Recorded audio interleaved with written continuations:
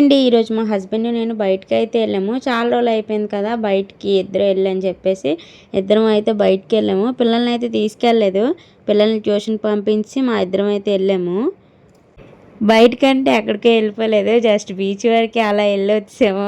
నాకెందుకు ఈరోజు బీచ్కి వెళ్ళాలనిపించి మా హస్బెండ్ని అడిగాను అనమాట. మా హస్బెండ్ అయితే తీసుకెళ్ళారు.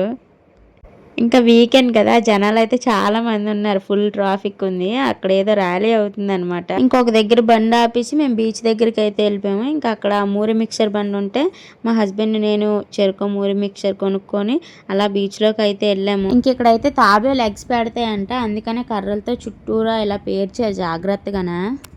ఇంకా అక్కడి నుంచి మేము రెగ్యులర్గా టిఫిన్ తింటాం కదా మిల్లెట్ మహల్కి అయితే వెళ్ళిపోయాము. అక్కడ మా హస్బెండ్ నేను టిఫిన్ తినేసి ఇంకా పిల్లల కోసం స్నాక్స్ అయితే కొనడానికి ఒక దగ్గరికి అయితే వెళ్ళాము. ఇంకా అవి కూడా తీసుకొని ఇంటికైతే రిటర్న్ అయిపోయాము.